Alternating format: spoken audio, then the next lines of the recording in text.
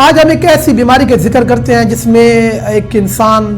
اپنے طور پہ خوف میں مبتلا ہو جاتا ہے اور وہ تناؤ میں رہتا ہے، اپنے طور پہ وہ ڈرا رہتا ہے، فیصلہ کرنے میں وہ ناکام رہتا ہے، ہر فیصلہ کرنے میں وہ دوسرے سے مشورہ لینے لگ جاتا ہے، چھوٹی چھوٹی باتوں پر بھی وہ کپڑے لینے ہیں تو وہ سوچنے لگ جاتا ہے کہ یہ کلر اچھا ہے، یہ اچھا ہے، یہ اچھا ہے، شوز لینا تو پھر بھی سوچنے لگ جاتا ہے،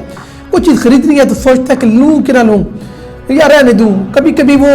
کوئی کام کرنے لگ جائے تو اس پر فیصلہ نہیں کر پاتا، سوچتا رہتا ہے، سوچ کے پاگل ہوتا رہتا ہے، کرنا ہے نہیں کرنا ہے تو اس دماغی کمزوری کے پیچھے ایک تو بچپن سے لے کر لڑکپن یا جوانی تک ایسے دو چار ایسے عوامل کار فرما ہیں جس میں سے غلطی ہوتی ہیں کسی جگہ پہ تو وہ اسی کو خوف بنا لیتا ہے، یعنی کچھ ایک دو فیصلے غلط ہوئی ہے تو اس کی بستی ہوئی ہے یا اس کو نقصان ہوا ہے یا لوگوں نے اسے تنقید کا سامنا بنایا ہے یا اسے بہت زیادہ پریشانی کا سامنا کرنا پڑا ہے تو وہ ایک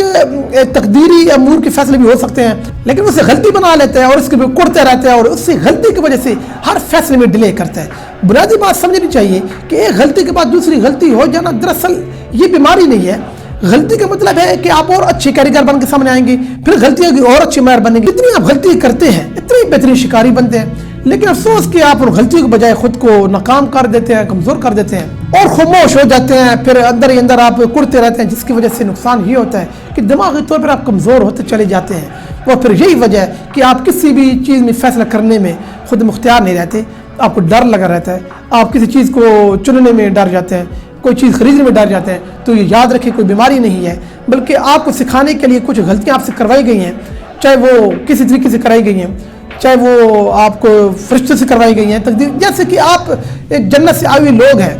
تو یہ ایک نئی دنیا تو آپ سے غلطیاں کرا کے سیکھیں گے، جیسے آپ نئی سائیکل چلاتے ہیں تو اس سے گرنا تو ضروری ہے، کوئی بھی چیز سیکھنے کے لیے اس پہ غلطی ضروری ہوتی ہے تو بات کو سمجھیے کہ غلطی کوئی بری چیز نہیں ہے بلکہ غلطی سے سیکھنا سب سے اچھی چیز ہے۔